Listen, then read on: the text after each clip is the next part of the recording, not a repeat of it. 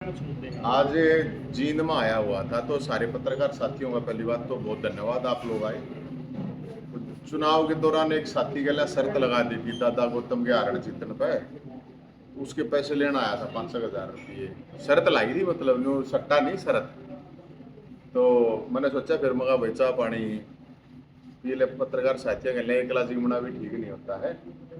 तो मैं आया था और इस दौरान ये बातचीत मोटे रूप से तो शर्त क्या लगाई थी? शरत मैंने दादा गौतम के हारण जीतने पे लाई थी, माँ भाई जीतेगा। एक साथी ने कहा हारेगा तो माँ भाई जीतेगा, मैंने तो लगा फिर माँ 5,000 रुपये तो कोई बात ना, शरत लाई ले। तो दादा गौतम जीत गए तो आज पैसे लेना आया था उसको। और इस दौरान जो बात है मोटी मोटी, वैसे काम की बात है थोड़ी, मैं आपसे कर लेता हूँ। अभी पीछे 25,000 वैकेंसी के बारे में सीएम साहब ने बोला था, हमारे को भी कही थी कि नौकरी ला देंगे।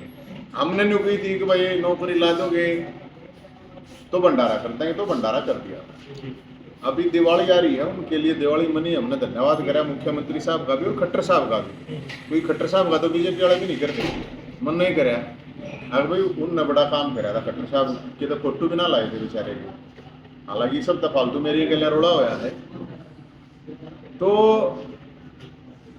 अब एक इशू ये हो रहा है कि वो पहले भी इशू था जो बालक है उसमें, कि जो ग्रुप सी में बालक लागे, अब ग्रुप टी करीब खाली हो गया है। तो वो जो वैकेंसी खाली होगी है तो ग्रुप टी के जो बच्चे हैं उनके लिए भी लिस्ट लगा दे, ताकि वो भी अपनी दिवाली मना लें, ताकि उनकी काली दिवाली ना मिले। अगर भंडारे कहेंगे तो उनके लिए भी एक भंडारा ला देंगे हम, सीएम साहब के लिए, सैनी साहब के लिए, कोई प्रॉब्लम नहीं है। और मैं ये इस चीज़ के लिए ज़रूर बधाई दूंगा। मैं जो बालक जॉब लगे हैं वो बड़ा मतलब एक आम घरांगे, गरीब घरांगे बड़कांगे, और सबसे बड़ी भूमिका भी ये सरकार बनाने में उन बच्चों की रही है। तो अभी करीब जो 8-9 हज़ार वैकेंसी खाली होगी हैं उनकी वैकेंसी भी मेरे ख्याल में भरते हैं तो ठीक है। अभी जैसे बहुत से साथियों के जींद में एक फ़ोन भी आ रहे थे मेरे पास, कल कोई सरकारी ब्राह्मण संसद बना रहे हैं यहाँ पे जींद में, सरकारी, हाँ वो ब्राह्मण संसद है। तो मैं सभी उनको बधाई देना चाहूँगा। मेरे ख्याल में काफ़ी सालों बाद इतने ब्राह्मण एमएलए बने हैं, तो वो अच्छी बात है, उनका स्वागत करें लोग। और मुझे एक ये भी पता चली है कि वो भगवान परशुराम मंदिर के लिए, क्योंकि बराबर जमीन का मामला था, कई सौ करोड़ों का मामला था, बड़ी लड़ाई लड़ी थी, सब लोगों का योगदान रहा है।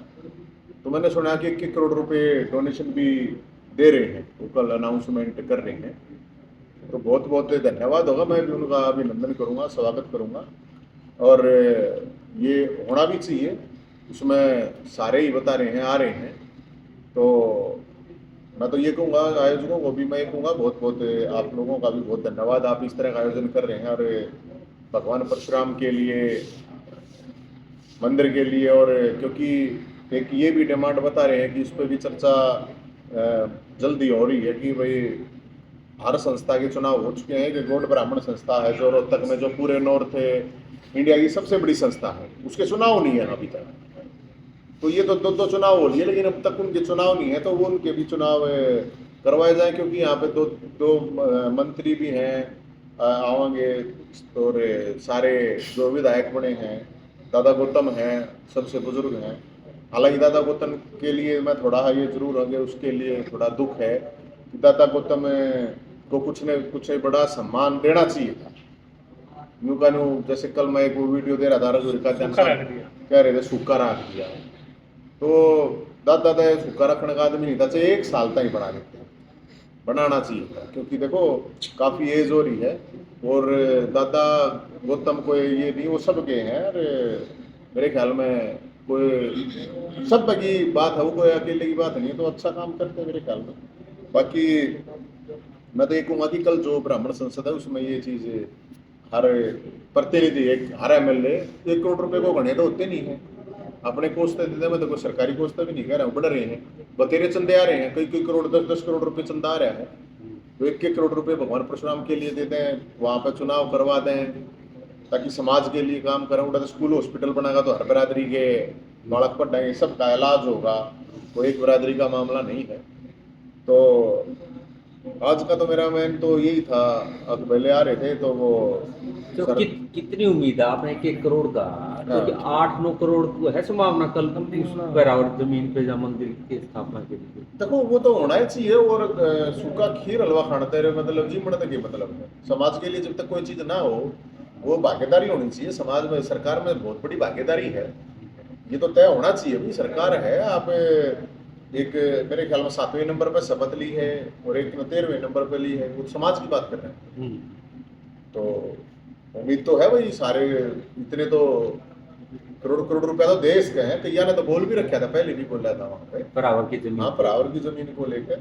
और देखो वो तो कल देख लो आप कितने करोड़ इकट्ठे हुए हैं, कितने नहीं हुए हैं, कितने मतलब इस सरकार में भागीदारी हो, कितने डीसी हुए हैं, कितने एसपी हुए हैं, कितने एसडीएम हो, कितने वीसी हुए हैं।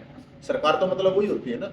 तो जितनी भागीदारी हो है उतना हिस्सा तो होना चाहिए इस पर। तो नवीन जी, पराली का भी एक मामला चला हुआ है, लगातार केस किए जा रहे हैं और सरकार की तरफ से जागरूकता अभियान भी चलाए जा रहे हैं। तो किस प्रकार देखते हैं इन चीज़ों को? देखो मेरे ख्याल में ये पुरानी वाला जो इशू है पोल्यूशन वाला, जहाँ तक है, पहली बात तो कोई भी आज तक ये डिसाइड नहीं कर पाया है कि ये पोल्यूशन जो है ये कैसे बढ़ता है। अब वहाँ पे एक अपने केजरीवाल साहब बैठे, उसका तरीके थे शाम तक रोने रोने का काम, उसका कुछ नहीं है। जब पंजाब में सरकार नहीं थी तो उन्होंने क्या हार था, पंजाब तब घुमा हुआ है।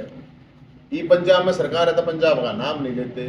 अब क्या हरियाणा थे, यूपी था आवे है, तो वो तो तरीके सांझ तई रोवा धोने के अलावा कोई काम है नहीं उसने आदमी ने। और ये सामूहिक इशू है। पराली का जो इशू है, मेरा अपना मानना है भाई, आप एक बात बताओ, पराली के ऊपर आप जुर्माना लगा दो, नो ऑब्जेक्शन, ठीक है होना चाहिए, लेकिन पराली का प्रबंधन कहाँ से हो? एक सरकार के पास ये भी चीज होनी चाहिए। और आप ये भी तो देखो कितनी फैक्ट्रियों के ऊपर जुर्माना लगा है, कितनी फैक्ट्रियों के ऊपर एफआईआर हुई है। एफआईआर का तो कोई तुक बनता ही नहीं है भाई। आप जुर्माने तक तो ठीक है क्योंकि भाई सुप्रीम कोर्ट कह रहा है। अब सुप्रीम कोर्ट के माननीय मुख्य न्यायाधीश कल कह रहे हैं, उन्होंने डॉक्टरों ने सलाह दे दी है कि घर से बाहर मत निकलो। अरे सारा देश बाहर निकलना रहा है भाई, तू तो नहीं निकल पाओगे माननीय साहब। तेरे पास तो सारे अरेंजमेंट है, जिनके पास डॉक्टर सलाह नहीं देते हुए खींचांगे। ये सामूहिक जिम्मेदारी है। ये जो हीटर चलावे हैं, एसी चलावे हैं, गाड़ी चलावे हैं, ये अकेले किसान के ऊपर थोपना ये पूरी तरह से निराधार है।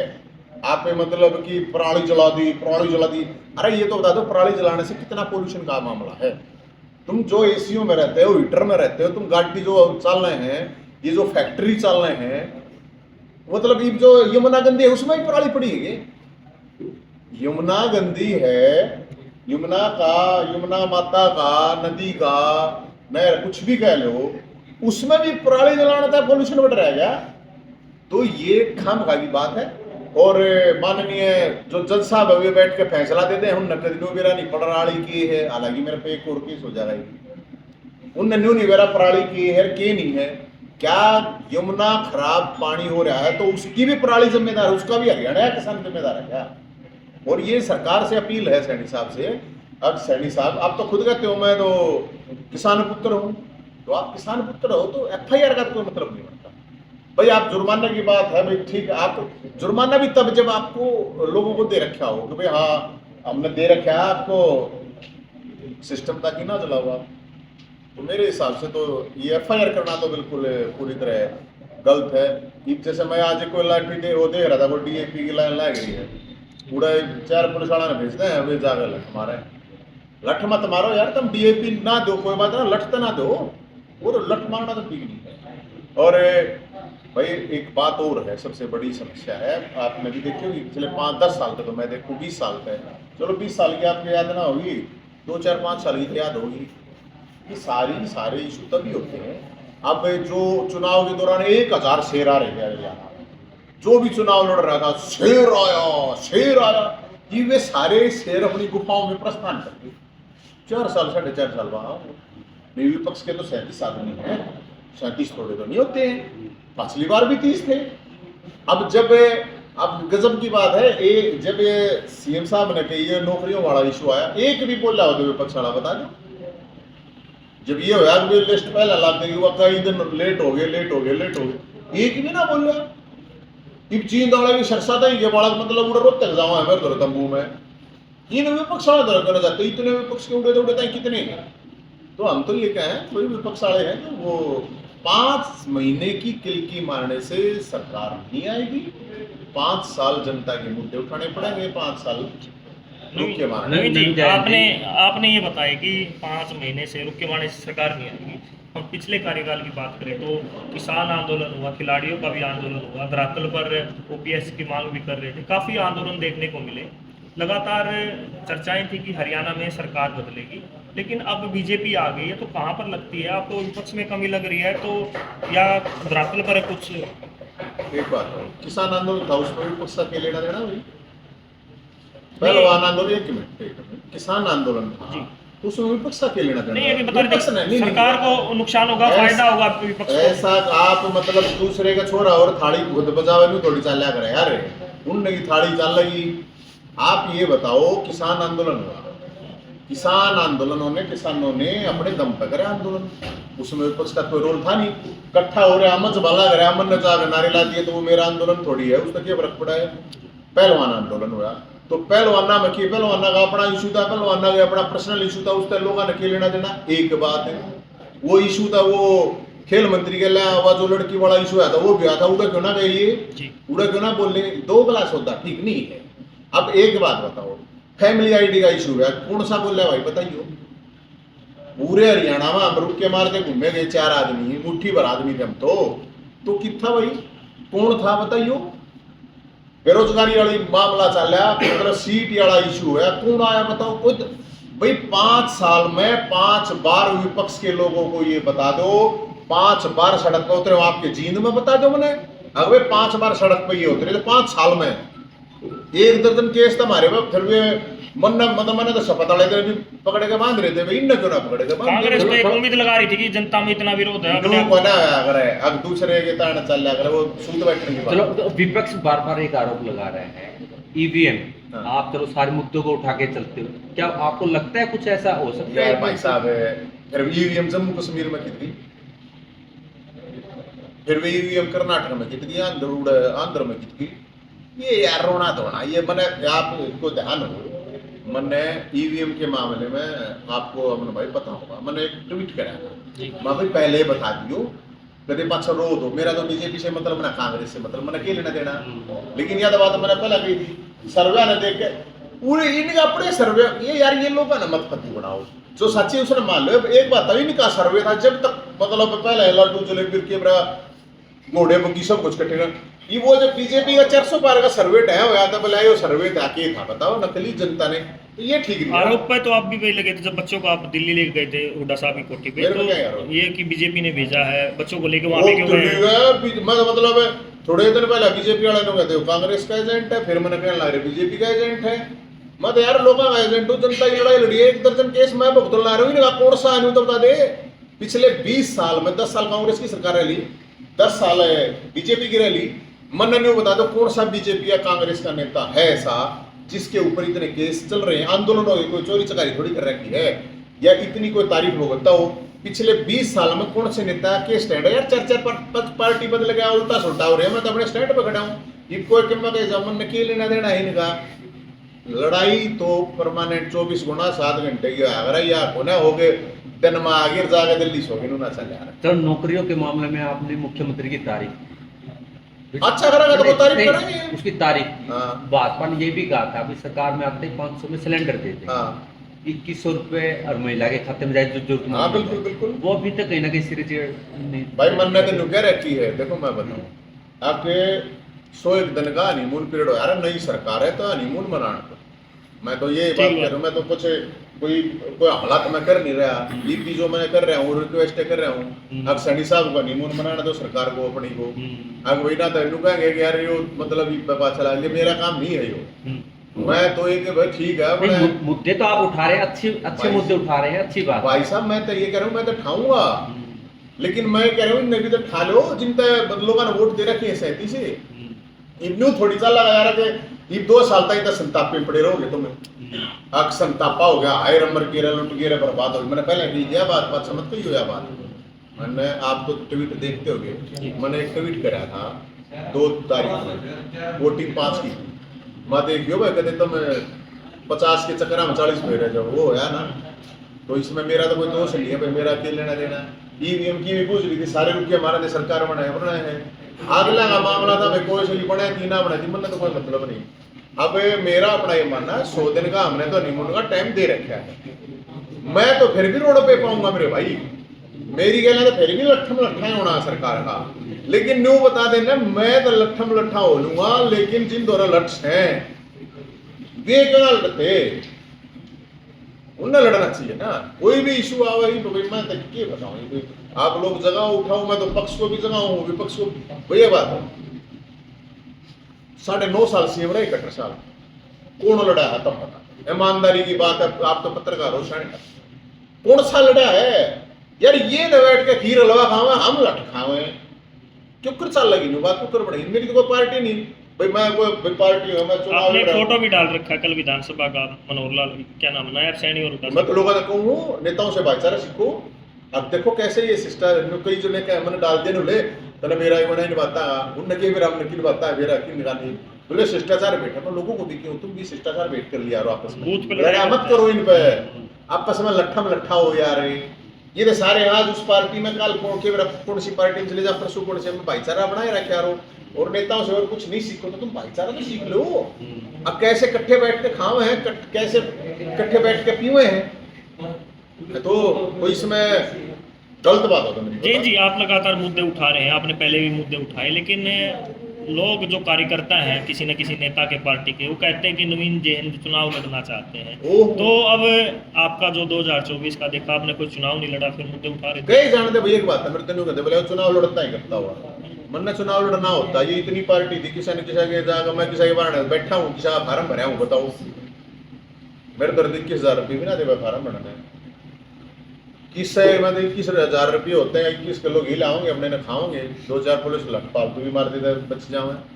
मैं तो किसी पार्टी से चुनाव लड़ा नहीं भाई, मैं किसी के बारे में बता दो, कोई झूठा भी बता दो कि मेरे बारे ना अगर किसी ने टिकट मांगी हो, और मान लो 10 पार्टी चुनाव लड़ाई थी, 10 टिकट भी ना दो मैंने मन मत दो, एक ला लड़ लेता कि लड़ लिए, और भी तो देश लड़ रहा था, मैं भी लड़ लेता। अगर मैंने चुनाव लड़ना ही मेरा मकसद होता तो ये तो जो कह रहे हैं यार फटदुल्ला काम है, क्या करूँ, कोई क्यों कह दे उसका तो कुछ नहीं कह सकता मैं।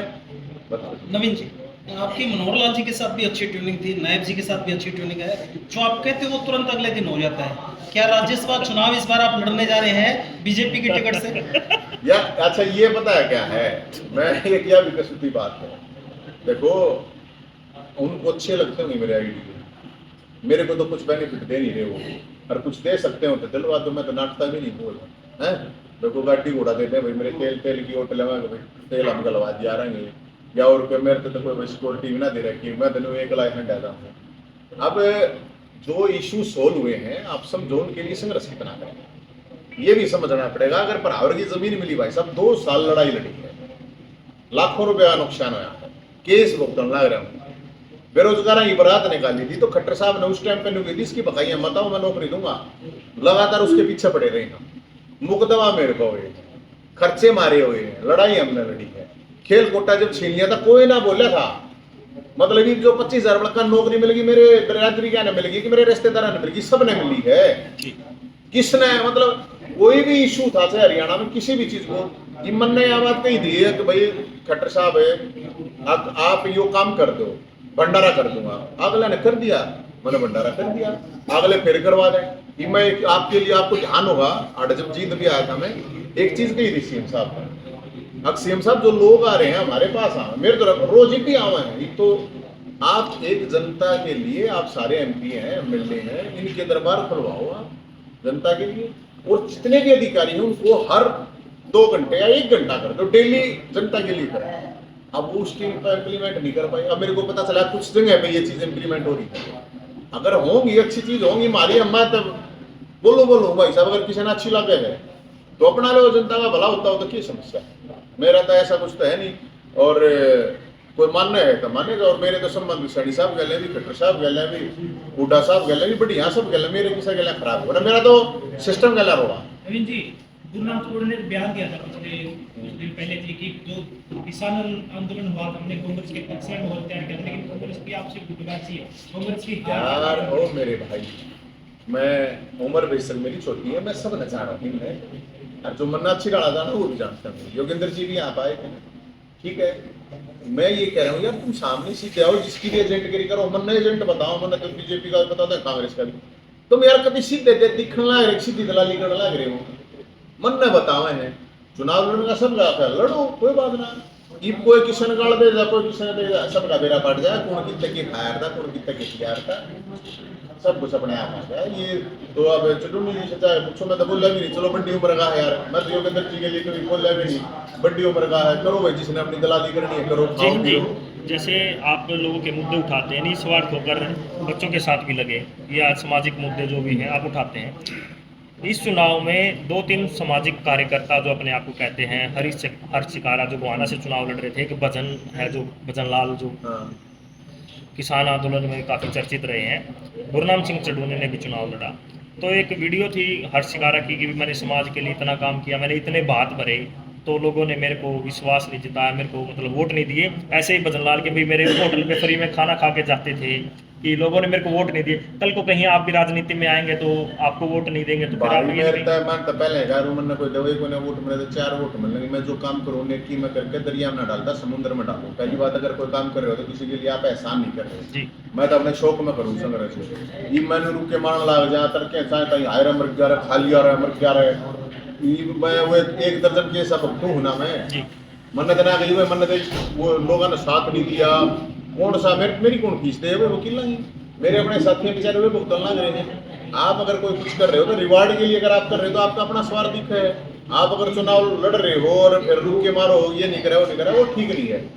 चुनाव लड़ो, आप तो सेवा हो रहे है तो करो, और सेवा और संघर्ष में बहुत डिफरेंट है भाई साहब। आप जब संघर्ष करो, सेवा करो, आप लोग एहसान जनता पर थोड़ी है यार, जनता पे एहसान मत दिखाओ। आपकी कैपेसिटी है तो करो, हमारी जितनी कैपेसिटी हो उतनी कर ले हैं, नहीं कैपेसिटी होती तो नहीं करते।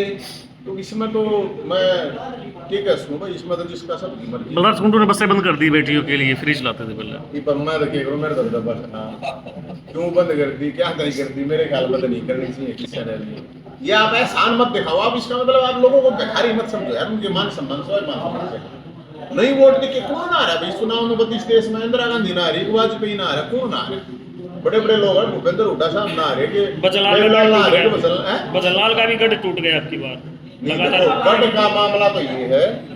अब एक अच्छी चीज यह हुई है, मैं तो सारे नौजवान जो भी अलग अलग पार्टियां बन रहे हैं उनसे एक कहूँगा, जो सत्ता पक्ष में है वो लोगों की सेवा करो, और जो विपक्ष में है वे संघर्ष करो। और गढ़ का तो ये है, अब ये अच्छी बात है, परिवारवाद वाली राजनीति जितनी भी कम हो जाएगी उतनी बढ़िया है। कोई भी आम कराएंगे बालक तो चलो कोई भी है, आपका आम अच्छी बात है। क्योंकि आपकी जानकारी के लिए मैं बता दूं, करेक्ट नहीं हुआ तो थोड़ा आप कर लियो, अभी भी 90 विधायक मतलब करीब 40 तो वही हो, तो परिवारों का तो गुलाम है नहीं, इसको तो मानना पड़ेगा। ये अपने आप में कितना कह जाओ। मोदी ने भी यही कहा है कि आने वाले समय में 1 लाख परिवारों को उनको राजनीति में लेके आऊंगा जिनका कोई राजनीतिक हिस्ट्री नहीं है, या कोई युवा है जो मतलब। मोदी जी तो अभी भी प्रधानमंत्री है, यो काम भी करवा सकते हैं। मैं अगर 40 बताएंगे तो 20 ना हो तो 15 तो बीजेपी में नहीं है परिवारों वाले। ये बात ही खत्म कर ले भैया। आज तो मोदी जी की वो क्या अपनी देशी भाषा में पकड़ में घास जड़ा है। आगे 1 लाख आदमी ने कदला हुआ कद नहीं 75-76 का तो लिया 100 साल, चलो हम तो 100 साल जीवा है, 125 साल जीवा है, 1 लाख लाने में तो गणाए दिन लाग जाएंगे। तो अब आप देखो ना, बीजेपी देख लो, कांग्रेस देख लो, आप एक काम करो, आप 20 साल का इतिहास बताओ सारी पार्टियों के जो अभी बने हुए हैं, कौन कौन सी पार्टी बदल ली, कौन कौन से बयान बदल लिए, कि बदल लिया, कुछ होता ना बच्चा। ये तो कहने की बात है, ठीक है, लोग भी भाई साहब। मैं तो यही कहूँगा, तो एक बार मैं तो फिर आप लोगों का धन्यवाद करूँगा ठीक है कि बहुत बहुत आपका धन्यवाद।